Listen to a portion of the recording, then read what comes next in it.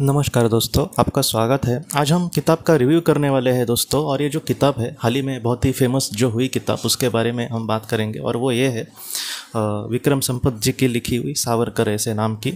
और ये जो किताब है पढ़ने के बाद किस तरीके से मुझे अनुभव हुआ वो मैं आपसे शेयर करने की अभी कोशिश करूँगा। ये हो सकता है कि आप लोगों में से बहुत सारे लोगों ने पढ़ी होगी, तो हर एक इंसान अलग अलग तरीके से उसको पढ़ने की कोशिश कर सकता है, लेकिन उसको जो हुए अनुभव होते हैं, क्योंकि इस किताब को अगर हम देखें तो उसका बहुत ही ज़्यादा बड़ी है, वो बहुत ही ज़्यादा, जैसे प्रथम जो खंड है उससे भी दूसरा जो खंड है इसका बहुत ही ज़्यादा बड़ा है। और जब हमारे हाथ में आती है तब यही लगता है कि, और इसके जो फॉन्ट है वो भी एकदम बड़ा नहीं है, अगर देखा जाए तो बहुत ही इस पर लेखन किया है। और इसके अगर हम संदर्भ सूची देखें आखिर में तो वो भी बहुत ज़्यादा बड़ी है। तो विक्रम संपत जी जैसे जो लोग हैं, इन्होंने जो भी अभ्यास किया होगा इसका, सच में वो काबिले बोलते हैं ना कि हम उसकी स्तुति कर सकते हैं। और सच में ऐसे जो लेखक है, आज मुझे लगता है कि ऐसे लोग लेखक जो है वो और भी ज़्यादा उनकी तादाद होनी चाहिए। क्योंकि आज तक भारत में जो इतिहास है हमेशा तोड़ मरोड़ कर, और जो बुरे लोग हैं उनको हीरो बनाकर, और जो हीरो है जो असल में अच्छे थे लोग, उनको कहीं ना कहीं उनका बोलते हैं ना कि उनको विलन बनाने की आजकल कोशिश की जाती है। सच बोलो तो एक सच्चा इतिहास लोगों को सिखाया ही नहीं जाता। तो इस तरीके से आजकल की कहानी है। लेकिन फिर भी आज जिस तरीके से विक्रम संपत जी और या फिर और भी जैसे लेखक है जो कहीं ना कहीं सच को आपके सामने रखने की कोशिश करते हैं, ये अगर आप किताब पढ़ेंगे तो इसमें अच्छा या फिर बुरा ऐसा कोई भी पक्ष नहीं रखा। उनका बहुत ही ज़्यादा स्तुति खान करना, या फिर कि कोई एक ऐसे भी लोग होते हैं जो बुरी ही नज़र से बस उनका निंदा करना है, इस तरीके से देखकर किताबें लिखने की कोशिश करेंगे या फिर लोगों को उस तरीके से विचार कहने की कोशिश करेंगे। लेकिन यहाँ पर विक्रम जी ने या वहाँ पर ज़रा भी ऐसा नहीं किया है। उन्होंने खुद ने, मैं उनके इंटरव्यू देखा रहा था तो उन्होंने खुद ने एक बात कही है कि खुद सावरकर जी के समग्र चरित्र में उन्होंने अपने जो करीबी लोग हैं उनको भी कहा था, और अपनी किताब में भी उन्होंने एक बात लिखी थी कि जो चरित्र है वो वैसा का वैसा होना चाहिए। वहाँ पर मैं उस इंसान को, जैसे मैं अगर किसी एक इंसान पर समझो चरित्र लिख रहा हूँ, तो ऐसे वक्त में मैं उसको किस तरीके से देखना चाहता हूँ उस तरीके से आप मत लिखना। वो जो इंसान है, जो भी तुम्हें उसके बारे में बातें पता चलती है अपने रिसर्च में, तो वैसे के वैसे तुम उस चरित्र को लोगों के सामने रखने की कोशिश करना। तो ये बात उन्होंने बहुत ही अच्छे से कही है। और बहुत सारी बातें, मैं अपनी वैयक्तिक जीवन की बात करो तो उसमें सावरकर किस तरीके से आए, तो जो स्कूल में थोड़ा सा उनका चैप्टर था उसमें कुछ भी उनके बारे में पता नहीं चलता। एक बस क्रांतिकारी जैसे हम सोचते हैं बहुत सारे लोगों के, वैसे ही वो मेरे लिए एक क्रांतिकारी थे। लेकिन एक बार दोस्तों डॉक्टर सच्चिदानंद शेवड़े, इन्होंने भी सावरकर पर बहुत ज़्यादा अभ्यास किया है, वो भी एक खुद इतिहासकार है। तो उनका एक स्पीच मैंने सुना था 2 घंटे का, तब मुझे एक अलग सावरकर दिखे और तब मुझे पता चला कि इन्होंने कितना देश के लिए सहा है दोस्तों। इसलिए मैं भी बहुत बार उनका नाम लेता रहता हूँ वीडियो में, आपने ज़रूर सुना होगा। और उनकी एक जो मुझे सबसे अच्छी लगने वाली जो किताब है, मेरा आजीवन कारावास, मराठी में उसका नाम माझी जन्मठे वैसा है। तो वो जो किताब है सच में एक दिल को छू जाती है। और अगर कोई भी अगर दुखी हो इंसान, तो वो अगर वो किताब पढ़ेगा तो उसका जो दुख है सच में हल्का होने के लिए मदद हो सकती है।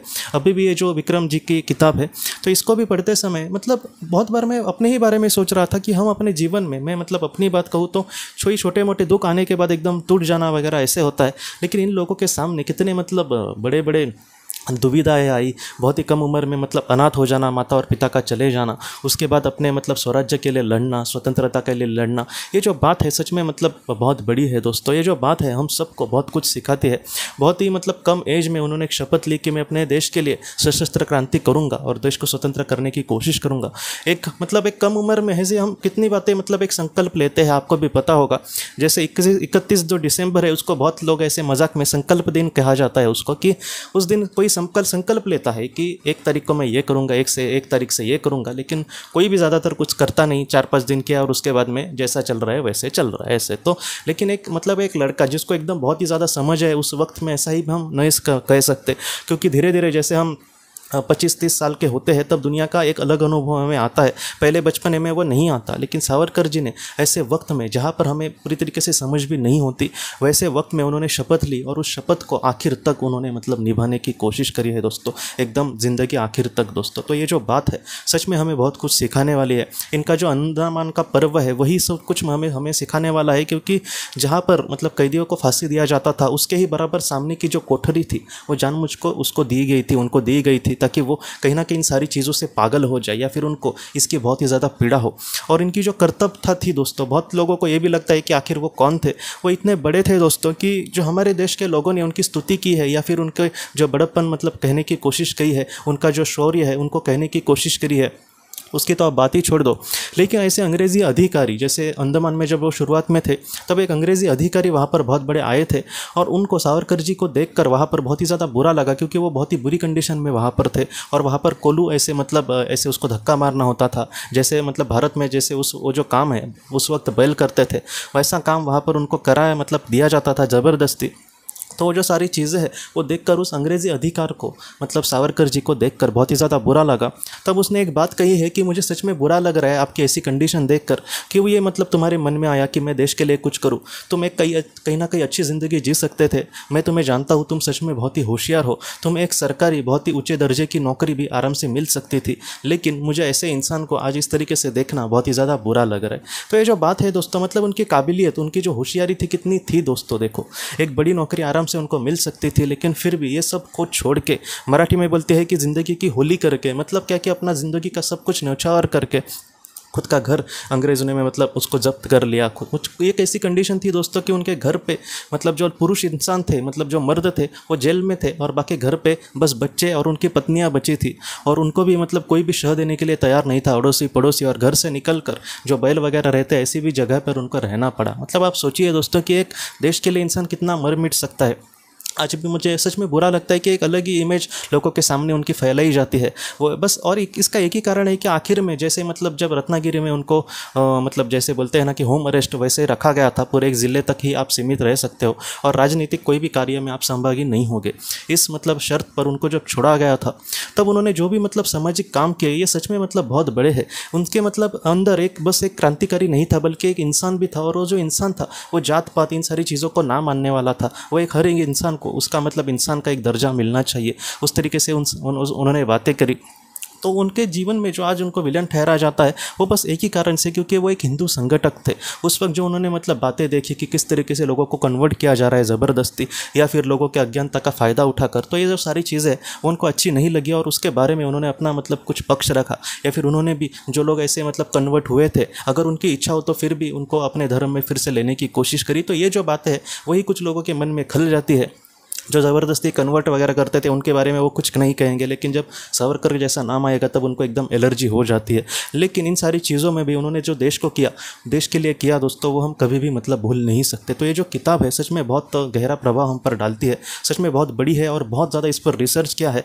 और खुद विक्रम संपत जी हमसे ये कहते हैं कि वो बार बार सावरकर जी का नाम सुनते थे कि इस इंसान के बारे में इतना लोग क्यों बोल रहे हैं या फिर इस इंसान पर इतना विवाद क्यों होता है। तो इसलिए उन्होंने मतलब सोचा कि मैं इनके बारे में ज़रूर कुछ पढ़ूंगा, रिसर्च करूंगा, और बहुत ज़्यादा रिसर्च किया है और ये बहुत ही अच्छी किताब मतलब लिखी है। तो मैं मतलब यही कहना चाहता हूँ कि ऐसी जो मतलब लेखक है, ऐसे जो मतलब बातें हैं कहने वाले जो लेखक है दोस्तों, जो सच हमारे सामने ला सकते हैं बहुत ही अच्छे तरीके से और बहुत ही अभ्यासिक तरीके से, क्योंकि ऐसे भी लोग मैंने देखे हैं जो एकदम मतलब वो किसी से मतलब प्रेम करते हैं समझो, तो ऐसे वक्त में उसकी जो बुराई है वो भी अच्छाई उनको नज़र आती है। ऐसे भी मतलब एकदम भक्त ऐसे लोग होते हैं कभी कभी।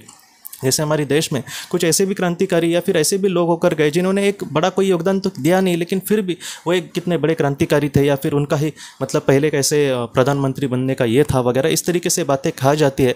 मतलब क्या है कि वो लोग जो फैक्ट है उस पर बात नहीं करते, बस एक मन में उनके प्रेम है, उनको लेकर एक बहुत बड़ा ज़्यादा आदर होता है, तो इस तरीके से वो लोग सोचते हैं। तो इन सारी चीज़ों को ना देख कर एक सच के फैक्ट्स को देखने की कोशिश की है संपत जी ने और उस तरीके से किताब को लिखा है। तो मुझे सच में बहुत ही अच्छी लगी और बहुत ही ज़्यादा प्रेरणादायी सच बोलूँ तो लगी, क्योंकि एक इंसान अपना सब कुछ न्यौछावर कर देता है। जैसे हम राजा हरिश्चंद्र जी की बात करते हैं कि उन्होंने सच के लिए सब कुछ न्यौछावर कर दिया, अपने बच्चों को, अपनी बीवी को, अपने मतलब राज्य को, इतना सुंदर राज्य वो कर रहे थे, सब कुछ उन्होंने छोड़ दिया बस एक सत्य के लिए।